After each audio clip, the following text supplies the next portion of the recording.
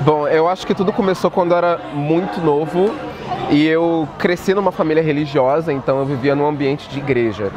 E dentro da igreja é muito comum você estar envolvido com as coisas que acontecem lá dentro. E uma das coisas com a qual eu estava muito envolvido era o teatro. Sempre gostei muito de teatro e durante a adolescência, enquanto eu estava no ensino médio, eu tive a oportunidade de fazer teatro na Casa de Cultura de Nova Iguaçu. E eram aulas muito legais, muito dinâmicas, eu fazia com alguns amigos da escola, conheci muita gente lá. E acho que essa foi uma das primeiras interações que eu tive, um dos primeiros contatos que eu tive com a ideia de poder me comunicar com as pessoas. Vem pra Baixada, escolha sua faixa pra poder se divertir. Vem pra Baixada e veja que de baixo são degradas cada página. Como eu falei, tudo começou com o teatro, mas também tinha muito a ver com toda uma performance que eu tinha minha mesma. As pessoas falavam, nossa, você tem uma personalidade diferente, você tem um jeito de falar que é muito característico seu. E eu não entendia muito bem que aquilo era uma forma de comunicação, eu só entendia que era eu da forma que eu era. E aí, em cima disso, eu fui desenvolvendo e fui entendendo um pouco mais quem era o Samuel. Enquanto eu estava na faculdade, né, por acaso eu escolhi estudar comunicação, publicidade e propaganda. Foi muito aleatório porque eu pensava em... Eu saí da escola e pensei, vou estudar bastante, vou tentar um pré-vestibular, vou tentar um Enem para ver o que acontece, para ver se eu consigo passar para uma universidade federal. Daí uma amiga minha procurando um curso falou, poxa Samuel, me ajuda a encontrar um curso numa faculdade particular que tem a ver comigo. E encontrei o curso de comunicação. Eu falei, eu acho que tem a tua cara. Aí ela falou, pô, mas é a sua cara também, por que você não faz comigo? Daí eu conversei com meu pai e ele falou, olha, eu tenho condições de pagar, então se você quiser fazer, vai lá que tá de boas. Eu comecei o curso e fui cada vez me identificando muito mais com toda essa ideia de comunicação. Eu fui percebendo como eu nasci para me comunicar com as pessoas, de diversas formas. Hoje em dia eu me vejo comunicando com as pessoas através de audiovisual, ou através de música, quem sabe até através de dança, mas toda a minha ideia como... Eu construí a minha personalidade tendo em mente essa ideia da comunicação.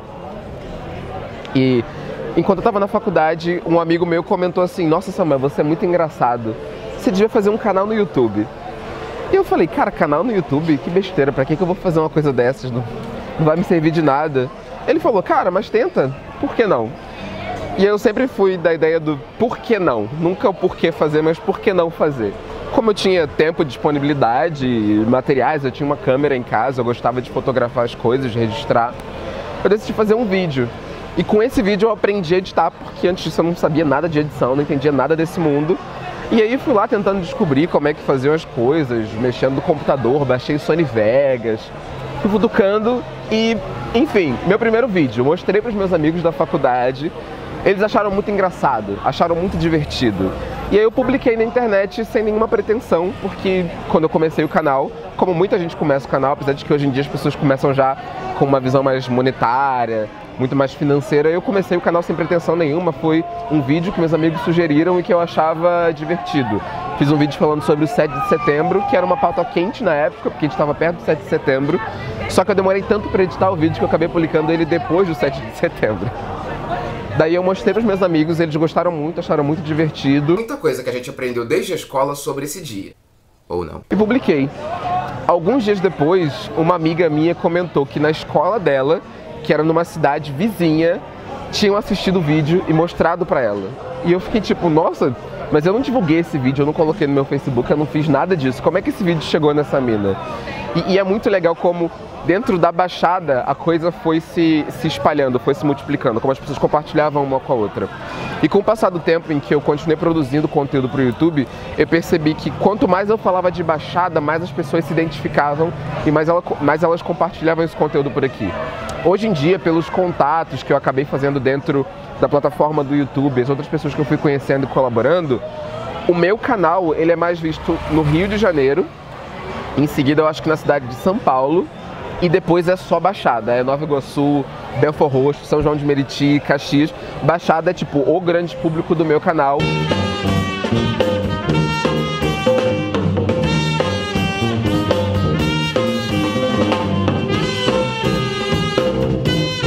O festival, a mostra Temos, surgiu a partir do diálogo que é produzido em termos de música autoral no Rio de Janeiro. Nós vivemos uma nova cena efervescente no Rio de Janeiro e a Baixada, Zona Norte, Centro, surgem como protagonista dessa nova cena.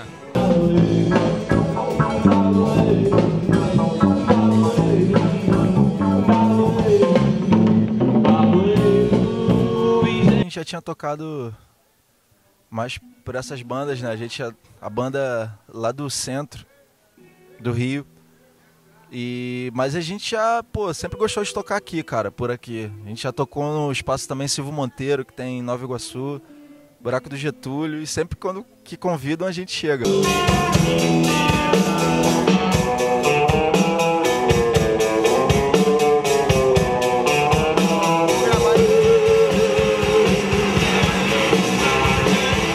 E tem que partir também do público chegar e pagar pra ver coisa nova, sacou? De experimentar também, uma banda que não tá aí na mídia, sei lá, mainstream, porque tem realmente muita coisa boa rolando aqui no underground, né? Então é isso também, cara, tem que rolar os eventos e o público também tem que fazer, né, meio que pagar pra ver, né?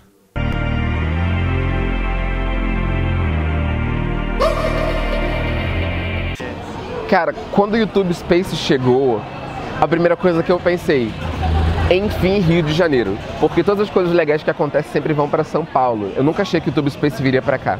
Quando eu ouvi falar que ele viria, e o próprio YouTube fez um happy hour com alguns youtubers que tinham a partir de 1000 inscritos, para poder comunicar sobre a existência, sobre a construção, eu estava muito impressionado, ainda parecia uma coisa muito distante da nossa realidade, Baixada Fluminense ter acesso àquele tipo de coisa e tecnologia. E aí, de repente, veio a inauguração do YouTube Space. Eu não era uma pessoa famosa o suficiente para poder, não sou uma pessoa famosa o suficiente para estar naquele evento, porém, a gente tem contatos, né? Quem tem amigo tem tudo. E aí um amigo meu falou, olha só, manda um e-mail para essa pessoa aqui que ela vai te mandar um convite para você participar do evento de abertura. E eu consegui o convite, fui no evento de abertura, foi incrível porque é louco quando você assiste uma pessoa pela tela. Eu acho que pra muita gente ainda é essa coisa da televisão, quando você vê o artista. Só que a gente tem muito essa ideia de endeusar o artista. Na internet não. A gente vê as pessoas, a gente não endeusa elas. A gente admira elas, mas a gente sabe que são réis mortais como a gente. E é muito louco você acompanhar uma pessoa pela internet e de repente encontrar ela pessoalmente. Você olha pra cara dela e você pensa, eu te conheço, mas você não me conhece, então não tem como eu conversar com você abertamente, porque você não sabe quem eu sou. Estou aqui para compartilhar com vocês sobre a festa de abertura do YouTube Space Rio de Janeiro. Um deles que eu encontrei no dia da abertura foi, por exemplo, o Pyong Lee, que ele faz mágica no YouTube. Ele tem um canal muito famoso com milhões de inscritos. Eu não esperava encontrar, eu não estava com expectativas, eu pensei, vai ser o evento de abertura, deve ter umas pessoas famosas, eu vou ficar com os meus amigos porque são eles que eu conheço. E chegando lá, tipo, eu tava no banheiro, cara, eu fui no banheiro e de repente encontrei o Pyong Lee, confuso, porque o banheiro do YouTube Space é um banheiro, tipo, muito inclusivo, tem uma parte que é dividida pra todo mundo, enfim. Gente, olha só, o banheiro daqui é tipo, o Pyong tá muito assustado. Pô, a gente acabou de ver um monte de mulher invadindo, mentira. Gente, que legal isso. Eu adorei esse banheiro, né? Legal? Foi muito louco. Daí andando, encontrei com o Cauê Moura. E aí, de repente, encontrei com... como chama? Com o PC Siqueira. E aí, de repente, eu tava conversando com a Jut Jut e fazendo um pitching do meu canal. E aí, conversando com o Caio, namorado dela na época, e explicando qual era a ideia do canal, de onde veio a minha inspiração. Foi muito legal ver essas pessoas que eu assistia. E com o passar do tempo, estando dentro do YouTube, eu fui conhecendo outras referências também de pessoas negras que criam para a plataforma. Até porque antes mesmo do YouTube Space tá funcionando aqui no Rio de Janeiro, um amigo meu falou que ele foi no workshop do Space que existia em São Paulo e falou, Samuel, tô no workshop aqui e eles estão mostrando alguns vídeos que são um exemplo de criação de conteúdo, exemplo de produção, de qualidade, etc. E teu vídeo apareceu aqui. E eu fiquei tipo... Porque eu não tinha criado expectativa, até o momento o canal já tinha cerca de 2 anos e ainda assim eu fazia sem pretensão, tanto que eu não tinha uma periodicidade. Eu publicava um vídeo ou outro quando dava, porque tinha faculdade e já tinha estágio. Eu não estava pensando em criar conteúdo para a internet, eu fazia aquilo porque eu gostava, como eu ainda gosto, e sem pretensão nenhuma. E de repente o meu trabalho foi visto pelo próprio YouTube e foi usado como um exemplo de produção pelo próprio YouTube. Aquilo foi incrível pra mim. E a partir daí eu fui entrando em contato com outros criadores negros também. Tanto que teve um evento no final do ano retrasado, em São Paulo. Eu fui pra lá e eu conheci vários outros youtubers, vários outros criadores negros dessa plataforma. Assim como houve esse evento também agora no Space do Rio de Janeiro, em novembro desse ano que passou. E foi incrível estar em contato com outros criadores.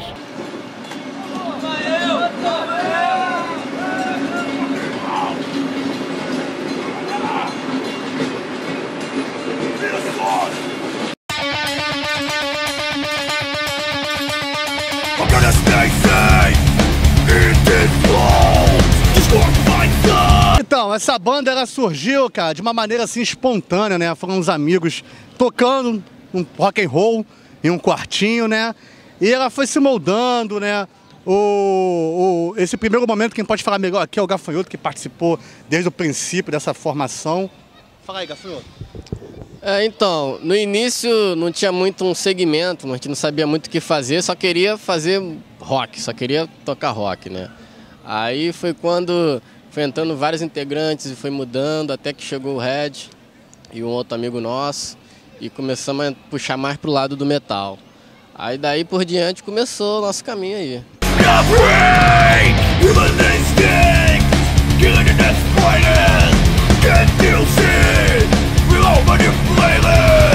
A gente gravou o primeiro clipe, né, pra lançar a banda, né? Porque assim, a gente estava trabalhando já nesse material já faz um tempão, né? Só que esse material ficou parado porque tivemos problemas, né? Falta de estrutura, um pouco de falta de recurso. Depois a gente conseguiu o apoio de um grande parceiro aí, que é da produtora O Salto Produções, que é o Vinícius, lá de Teresópolis, e aí a gente começou a pensar em fazer o lançamento da banda. Falou, pô, a gente precisa lançar essa banda, mas vamos lançar assim de uma maneira que seja até profissional, né? Não fosse tão amadora. E aí a gente teve a ideia de gravar um clipe mostrando aqui a nossa realidade em São João de Meriti, que é a cidade que a gente reside, né? Todo mundo aqui. E aí a gente pegou uma música lá que está mais dentro desse tema, né? Em relação de protesto. Ela fala muito sobre essa questão das áreas desafortunadas, né? E da pobreza, assim, geral. E a gente pegou a música The Leader of Us, que acabou que foi o nome do próprio EP, e fizemos um videoclipe. E aí esse videoclipe ele mostra, né, alguns cenários aqui da região. A gente mostra a linha do trem, aqui de São João de Meriti. A gente mostra umas partes aqui da divisa de São João e Pavuna também. E mostrando, né, a característica da cidade. O foco também é mostrar a nossa realidade, né? Aquilo ali é o que a gente passa todo dia.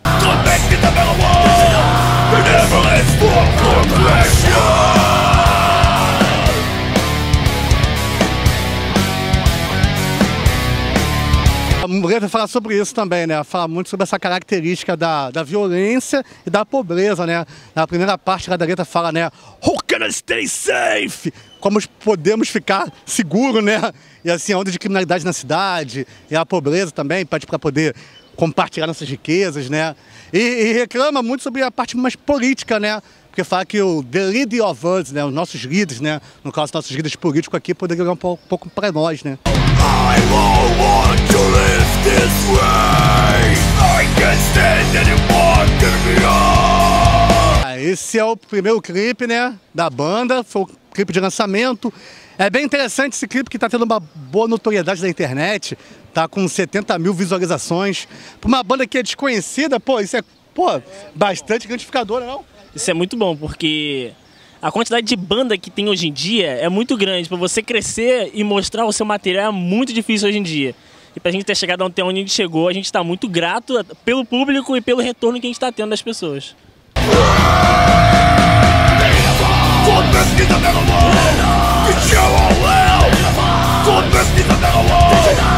Pra gente é muito grande, 70 mil views.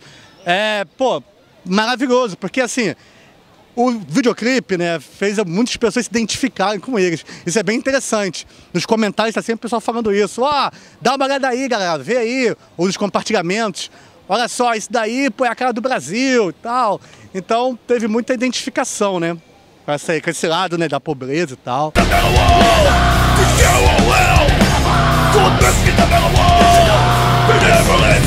Nosso foco é mostrar nossa realidade e também lutar pelo nosso espaço no cenário do rock and roll, do metal em si, porque é muito difícil hoje em dia, mas a gente vai continuar lutando para conseguir nosso lugar.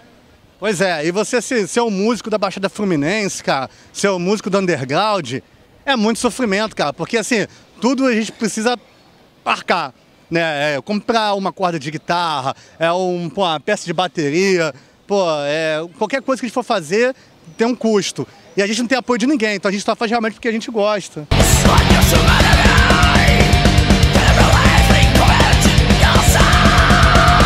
www.issosband.tk, Facebook é facebook.com/issosband, Twitter Vamos lá, o Twitter também pode acessar nosso Twitter, que é twitter.com/issosband ou @issosband. E o Instagram também, se o pessoal quiser acompanhar nosso Instagram lá, @issosband. Tá bom? Esses são os nossos canais aí.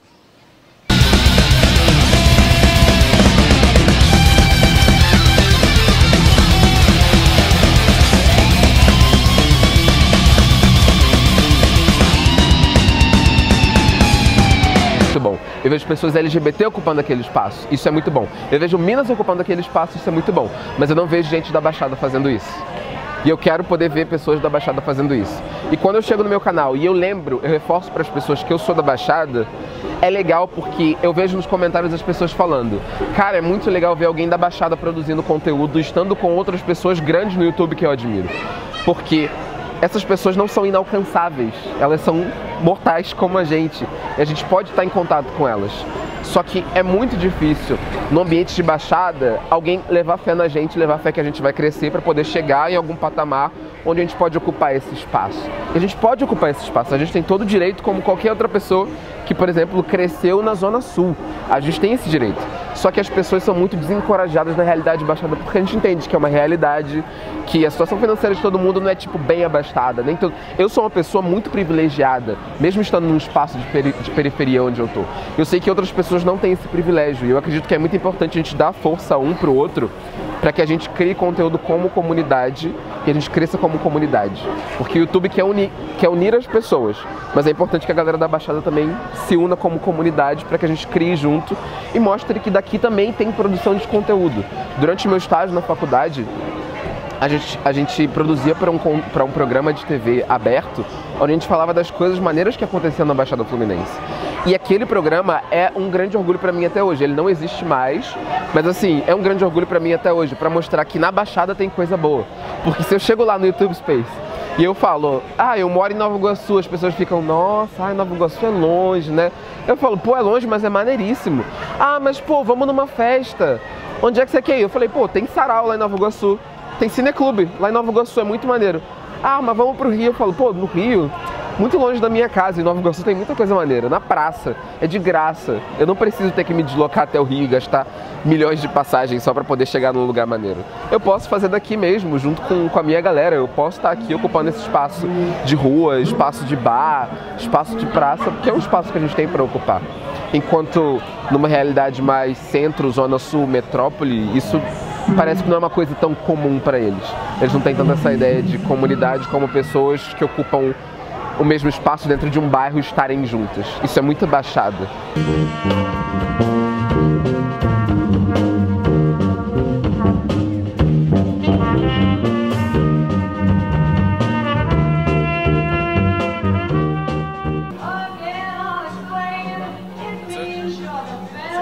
Segura bem. Cara, esse poema, eu vou explicar ele antes de falar. Esse poema aqui eu fiz para uma música do Otto, né? Vamos lá, 3 estações no meu quarto. As flores que cresceram no canto do quarto não são daquele inverno, são dessa primavera que começou em mim e floresce a cada instante singular de um beijo. Não se morre nessas estações, se vive a primavera, curte-se o verão e deita-se no outono. Nasceram flores sim, vem pro meu equinócio e fica até o meu solstício no meu quarto. Diego Ferrão. Eu fui entrando na ideia de que existem temas que são muito importantes da gente tratar. O YouTube está saturado de gente que quer fazer conteúdo só pelo entretenimento e só pela diversão. Sendo que eu me reconhecendo como uma pessoa LGBT, uma pessoa negra, uma pessoa que mora na periferia, eu tenho uma mensagem que é importante para que eu passe para outras pessoas. Então, assim, eu entendia que se meu canal fosse um canal militante, eu não ia falar para ninguém além de pessoas militantes. E é isso que eu percebo. Se você tem um canal militante, você fala para outros militantes, você não fala para outras pessoas. Então toda a construção de humor que eu tive no canal desde o início, eu passei a usar isso a meu favor para colocar na mente das pessoas algumas discussões e alguns pensamentos que são muito importantes. É ele de rosinha. Deixa eu adivinhar. Comprou na promoção. Tá achando isso bonito? Pois pode arrancando isso aí agora. Homem que homem não usa rosa. Rosa é cor de mulherzinha. Engole esse choro. Homem não chora. A ideia é mostrar para outras pessoas que a gente pode ver por um outro ângulo.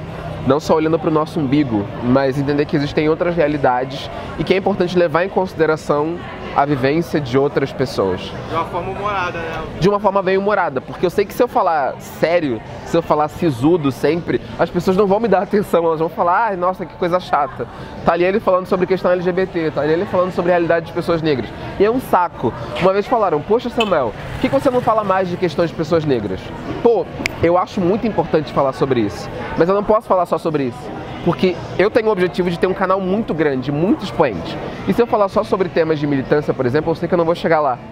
O meu objetivo é poder criar um canal de humor onde eu tenha liberdade de abertura para poder tratar temas importantes sem que meu público fique com o pé atrás, sabe? De ouvir aquele conteúdo. A normatividade vem da ideia de que existe uma norma pré-estabelecida que as pessoas devem seguir. E se você não estiver seguindo esse negócio da norma, você tá todo errado. E a heteronormatividade é a ideia de que todas as pessoas são ou devam ser hétero, porque essa é a sexualidade padrão, e com isso existem algumas regras que você deve seguir para se encaixar dentro dessa normatividade. Porque se existe um canal de humor que de repente fala uma coisa séria, você sente uma quebra, o público sente aquilo. Eu quero sempre trazer humor com uma crítica em cima, para que sempre seja de uma forma leve, que as pessoas entendam aquilo e saibam digerir sem ter que pensar como aquele assunto é pesado, porque a nossa realidade é pesada.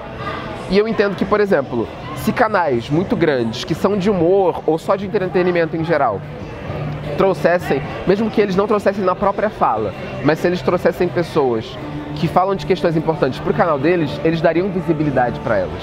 E essa é uma coisa que eu quero fazer com o meu canal. Eu quero usar o humor para poder crescer e ter um canal com bastante visibilidade, e com essa visibilidade que eu tiver, eu poder dar visibilidade para outras pessoas que precisam. Mesmo que eu não trate de questões, por exemplo, de pessoas negras ou de pessoas LGBT, que eu sou, mas eu traga pessoas negras e LGBT que falem de questões como essa no canal delas e apresentar ao meu público essas pessoas. Olha só, fulano faz um conteúdo muito maneiro sobre isso, vai lá conhecer. Porque é muito isso que eu percebo que falta dentro da plataforma, a empatia. Tem gente LGBT dentro do YouTube que tem um canal muito grande e não fala sobre questões LGBT. Tem toda a abertura do mundo e tem toda a propriedade para falar sobre aquilo, mas a pessoa não fala, porque ela tem receio, porque ela tem medo, porque ela pensa, eu não tenho conhecimento, eu não tenho consciência, eu não tenho vivência suficiente para falar sobre isso. E tudo bem você não se sentir confortável, porque faz parte, mas você tem toda a liberdade de trazer pessoas para poder falar sobre isso dentro do seu canal. E é isso que eu quero poder fazer com o meu canal.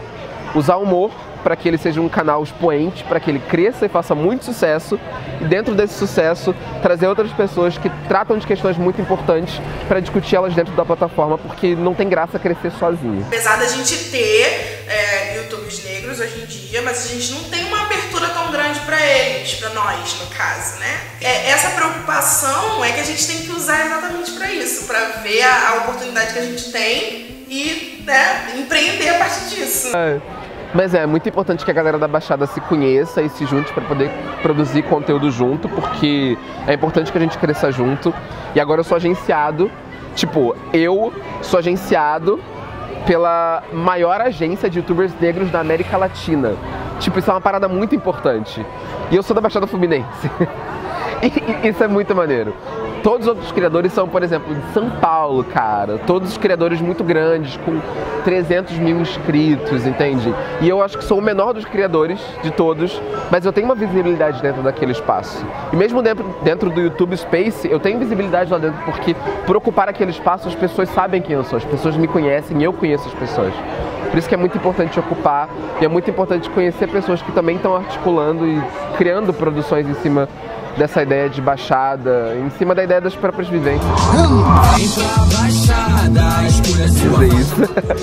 E você pode me procurar por Samocreia tanto no YouTube quanto no Facebook e também no Instagram. Vai lá no Instagram, estou sempre postando stories, etc. Pode me procurar onde for. Samocreia, não tem outro, só tem eu. Vem pra Baixada! Vem pra Baixada!